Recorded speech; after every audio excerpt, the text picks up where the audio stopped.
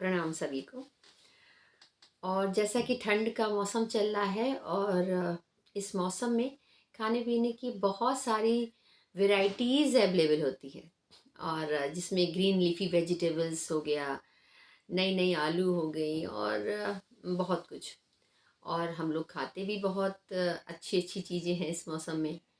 लेकिन क्योंकि इस मौसम में अक्सर ये भी होता है कि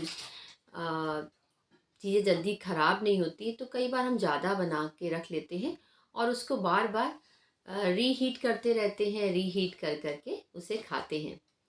लेकिन क्या आप जानते हैं कि कुछ चीज़ें ऐसी होती हैं जिनको अगर रीहीट किया जाए या बार बार गर्म करें तो वो हमारे खाने के लायक नहीं बचती हैं, या उनका मॉलिक्यूलर स्ट्रक्चर चेंज हो जाता है जिस वजह से वो हमें कई तरह की बीमारियां या परेशानियां दे सकती हैं। तो ऐसी क्या चीज़ है उनके बारे में ही आज हम जानते हैं।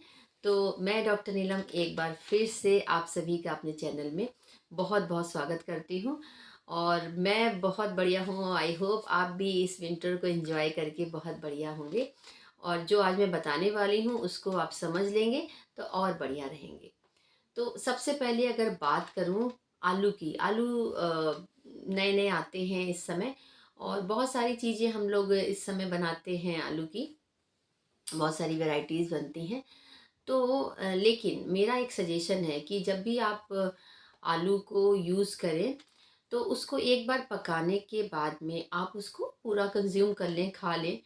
क्योंकि अगर उसको हम रूम टेम्परेचर पे ऐसे ही रखे हुए छोड़ देते हैं और फिर से उसको यूज़ करते हैं या रीहीट करते हैं तो एक बैक्टीरिया डेवलप हो जाता है या एक्शन में आ जाता है। होता तो उसमें पहले से है लेकिन वो एक्टिव हो जाता है, जिसका नाम है क्लोस्ट्रीडियम बोटुलिनम, जो कि आपको बोटुलिनम की प्रॉब्लम देता है। ये प्रॉब्लम क्या है, इसमें बॉडी में टॉक्सिसिटी डेवलप होती है और वो टॉक्सिसिटी आपकी नर्व्स के लिए, न्यूरॉन्स के लिए बहुत हार्मफुल हो सकती है, जो आगे चलकर कुछ सीरियस डिजीज़ दे सकती है, न्यूरोलॉजिकल प्रॉब्लम भी दे सकती है और इसके अलावा आपको नर्व पेन भी दे सकती है।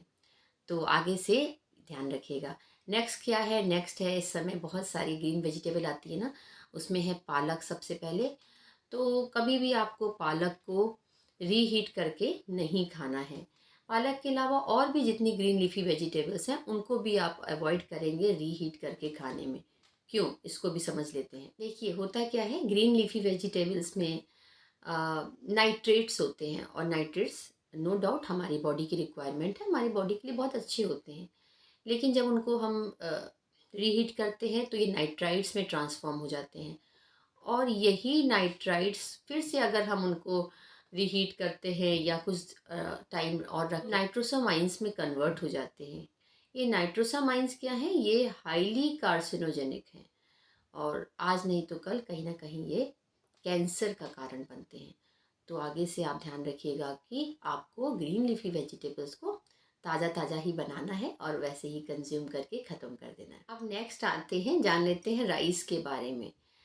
चावल सभी का बहुत फेवरेट होता है और सभी लोग आप भी पसंद करते होंगे। तो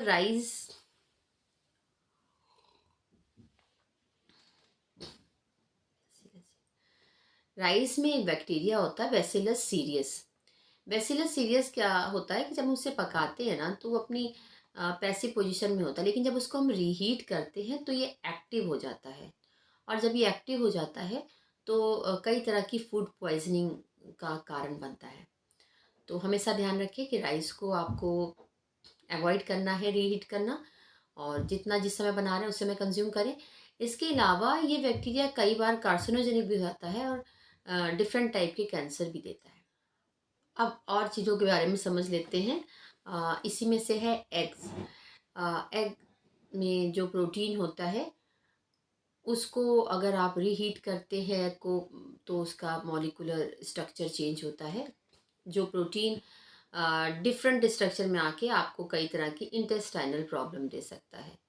सेम अगर आप जितना भी नॉन वेजिटेरियन फूड है, स्पेशली चिकन के साथ भी होता है कि जब आप उसको रीहीट करते हैं तो उसकी प्रोटीन की कोडिंग चेंज हो जाती है और वो आपकी बॉडी में जाके कई तरह के प्रॉब्लम देता है। फूड पॉइजनिंग तो देता ही देता है, इसके अलावा जो ये प्रोटीन डीजनरेट होने लगता है उससे आपके शरीर में कई तरह की मस्कुलर प्रॉब्लम भी आ सकती है। और मशरूम भी उसी में से है। अगर मशरूम, वैसे तो मशरूम बहुत अच्छा प्रोटीन का सोर्स है, और क्योंकि इतना डेलिकेट होता है कि अगर आप उसको रीहीट करते हैं तो कई तरह के डाइजेस्टिव इश्यूज आ सकते हैं, और लॉन्ग टर्म में अगर आप ऐसा करते हैं तो आपके लीकी गट की समस्या भी हो सकती है। और दो तीन कॉमन चीज़ें जो हम सभी लोग जानते हैं, लेकिन उसको भी मैं याद दिला दूँ।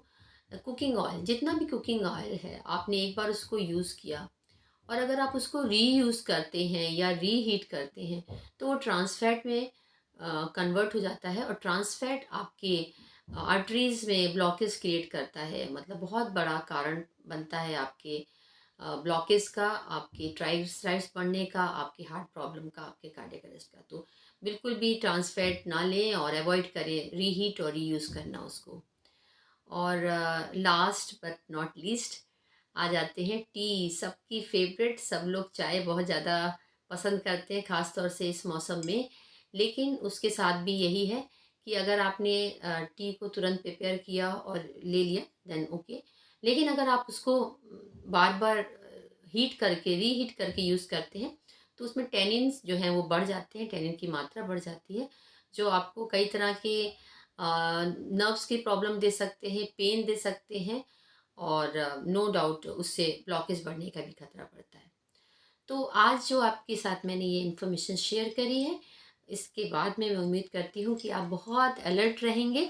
किसी भी चीज़ को रीहीट करने के पहले सोचेंगे कि इसको रीहीट किया जाए या नहीं, या मेरा एक सजेशन है कि आप उतना ही बनाएं जितना आप उसको ताज़ा ताज़ा कंज्यूम कर सकें।